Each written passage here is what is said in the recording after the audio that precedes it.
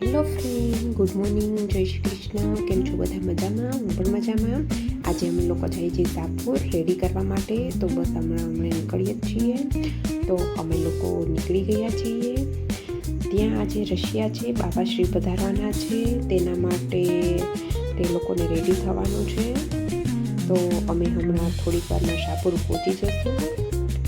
તો આજે અમારે લોકોને નવું થોડુંક ક્રિએટ કરીશું. તો તમે લોકો મારી સાથે એન્ડ સુધી જોડેલા રહેજો. તો અમે લોકો સાપુરમાં એન્ટર થઈ ગયા છીએ. તો અમે લોકો અત્યારે પહેલાં તો અહીંયા એક મંદિર છે મહાદેવજીનું, તો તેના દર્શન કરી લઈએ. તમે લોકો પણ કરી લ્યો દર્શન ભાગનાથ મહાદેવના. તો અહીંયા બાબાશ્રી પધારવાના છે. બસ અમે લોકો અહીંયા પહોંચી ગયા છીએ. તો અમે લોકો હવે રેડી કરવાનું ચાલુ કરી દઈએ. અમારું સેટઅપ રેડી છે અત્યારે. તો સૌથી પહેલાં આપણે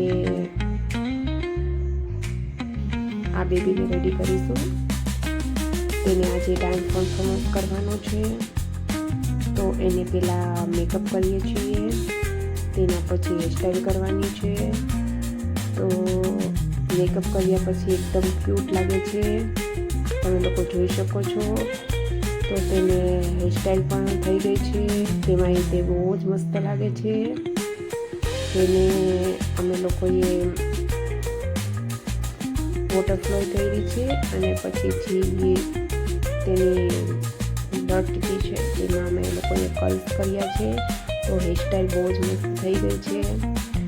હવે અમે લોકો અત્યારે ભૂમિબેનને રેડી કરીએ છીએ, જે મારા ખાસ ફ્રેન્ડ છે. તો તેના હેર પતલા છે થોડાક, તો એને હેર એક્સટેન્શન નાખવાની છે. તો તેની હેરસ્ટાઈલ કમ્પ્લીટ છે, તમે લોકો જોઈ શકો છો. તો તેને પણ આ લુક બહુ જ મસ્ત લાગે છે. આ ભૂમિબેનના દેરાણી છે. તો તેને પણ એકદમ લાઇટ ને સિમ્પલ જ મેકઅપ કર્યો છે. તેને પણ કર્લ્સ કરવાના છે હેરમાં. તો બસ તે પણ રેડી છે. હવે ભૂમિબેનની બેબીને અત્યારે ચણિયા ચોળી પહેર્યા છે. તો થોડુંક અલગ લુક આપ્યું છે. તેને અત્યારે બસ ડાન્સ કરવાનો છે.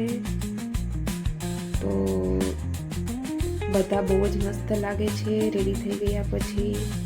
તો આપણે હવે મળીશું અગલા બ્લોગમાં. ત્યાં સુધી બાય.